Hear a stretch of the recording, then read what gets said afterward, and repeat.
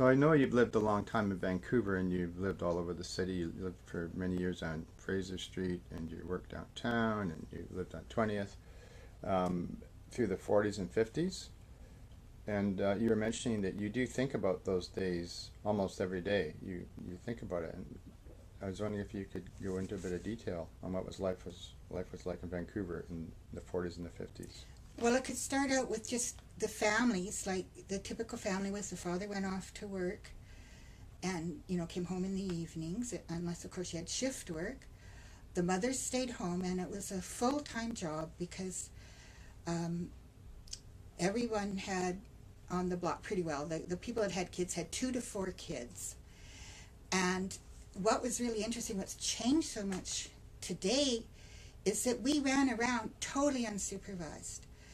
My earliest memory is sitting on the curb, and when my sister went off to kindergarten, and I was like nearly 3, I wasn't even 3 years old, I was just left alone in the front.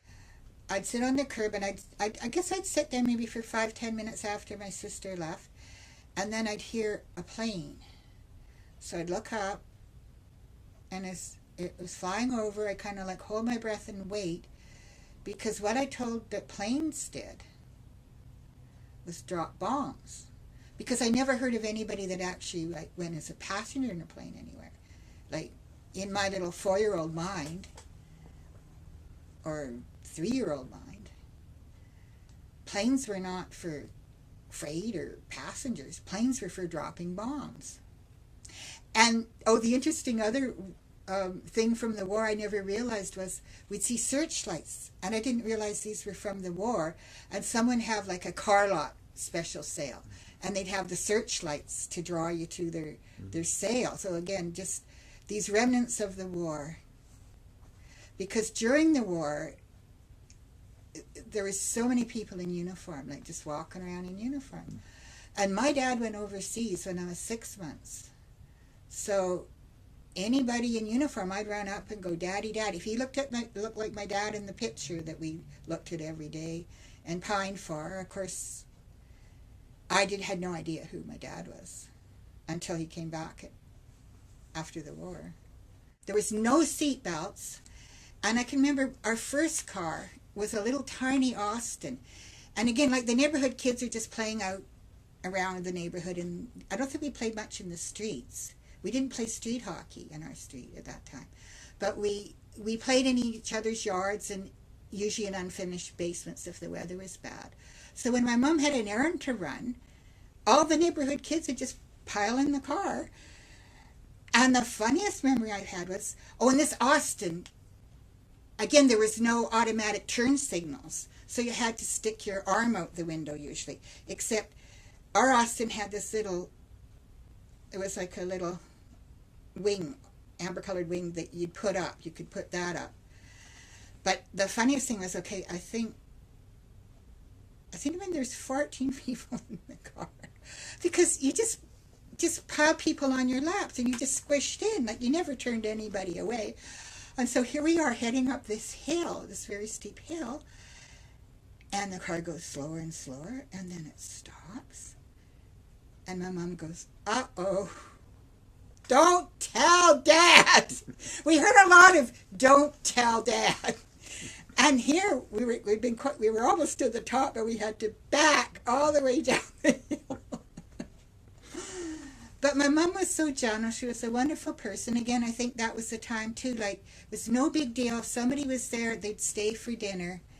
It was just people were really friendly, and we just went in and out of never heard of a thing called play date.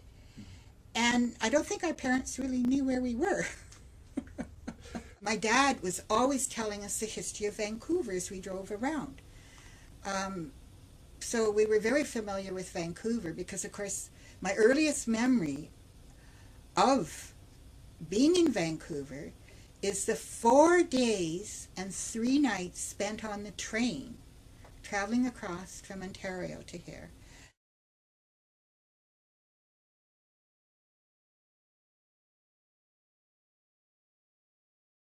My memory, because I was 2.5, my memory is of click, click, click, click, click, click, click, click, click, click, click, click, click, click, click, Ooh, ooh. Ding, ding, ding, ding, ding, ding, ding, ding, ding, ding, ding, ding, ding, ding, ding, ding. And I get chills to this day every time I hear a train whistle. But that people traveled by train when my sister and I were 13 and 14. We went back to Ontario. Again, 4 days and 3 nights.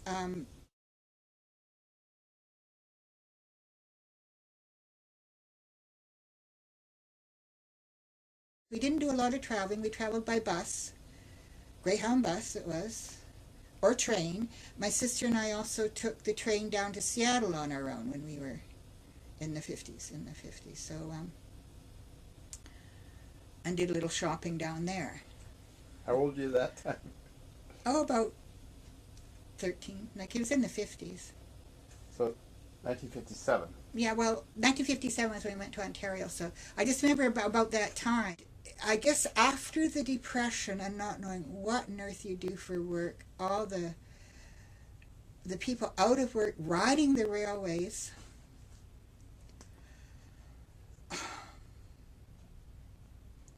really sad times, and then the war where people lost so many loved ones or didn't waiting. It was the waiting. And people talk about the soldiers, but it was so hard on the women back home. So hard. You can imagine very young brides because they were just young girls and the guys married them. So they'd have a loved one writing letters every day letters. We've still got my grandfather's letters from the First World War. So there was just, this is how we communicated letters. What I was saying was, so with that hanging over, what we felt was happy and grateful.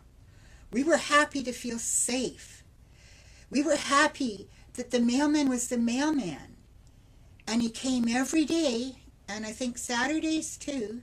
And if you mailed a letter, it was like the next day delivered. You walked the most 2 blocks to a mailbox. I can remember like special delivery being 35 cents, less than 24-hour deliveries, like in one case to the Okanagan. You went to a post office, it was a brick building on the corner. A letter was 5 cents to mail in the 50s, 2 cents for a postcard, and we mailed tons of letters. We wrote thank you notes. You did invitations by mail. And it was a huge part of our life to go get the mail each day. Our doors had mail slots in the doors. So the mail went right through the door onto the floor there. We also got delivery of the newspaper. And it's funny, I think people either got the Vancouver Sun or the Vancouver Province. Our family got the Province. One thing that kept us entertained, because remember there was no TV, was the comic strips, which I think a few years ago I saw that they'd said this is the last newspaper comic strip. But we'd have to wait like a whole day to see what happened next out of four pictures and a few words, like Superman and, oh my God, that were like serials. Then on the weekends we got the colored funnies, which they had again, like for years afterwards, they still had colored funnies. But that was a big deal. Okay, I remember Woodward's. I worked at the food floor at Woodward's. And what we knew was that Woodward's catered to all kinds of ethnic foods. And they had like a whole variety of cheeses from around the world. Well, I was being from British background. Orange cheddar cheese variety family. But I'm sure some of our neighbors enjoyed these like cheeses. But what I didn't understand was that some of them kind of smelled, when you walk by this cheese counter. So. Oh, and I do remember, because I was just talking about this with my grandson about how to accept foods politely, right? Because I remember, again, I was probably 6 years old, and I picked this cheese, which was an orange, so I was a little bit skeptical. And I took a mouthful, And it was so horrible. And unlike later on where people would just go yuck and make a big thing about it, I just held it into my mouth and snuck into the bathroom and spit it out. But Woodward's had huge. I worked in the produce department, so we so much fruits and vegetables, and I bagged strawberries all day long. And they had a regular clothing department where we got our clothes from, because again we're very frugal. So the clothes were like dirt cheap. You had to really look closely to see what the irregular thing was, in case it was something embarrassing. So, but it sure saved a lot of money, and you got some really good clothes there. And they had at Christmas time, they had windows, so Woodward's window display. Now on Sundays they drove the curtains. Again, another really different thing was, it wasn't till quite later on that they had stores open on Sunday. And I remember my sister, they had a vote, and my sister voted against it. And I had a heated argument with saying that you're going to hear from me if I ever catch you shopping on Sunday, because it's convenient. But back then it was the Sabbath, and you didn't work. You know, on the seventh day you rested, and that really applied to a lot of areas in life. And church was part of it. Church was part of it. We all went to church. Never used the word teenagers in the 40s and 50s. We never heard the word teenage. And my dad made a point of that. He goes, well, I wasn't called a teenager. I don't know what all this fuss is about teenage. You know, it's just like you just carried on with life, you know, like you were a teenager. It just didn't come up. So they had youth groups, I guess. I was trying to think of the word youth. They were called youth. Such an opulent thing, the Orpheum theaters compared to our local movie theaters. Really big deal.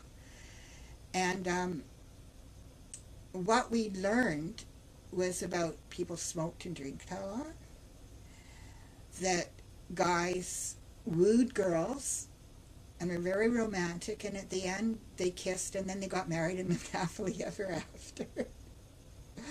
Those were the kind of movies I saw as a child.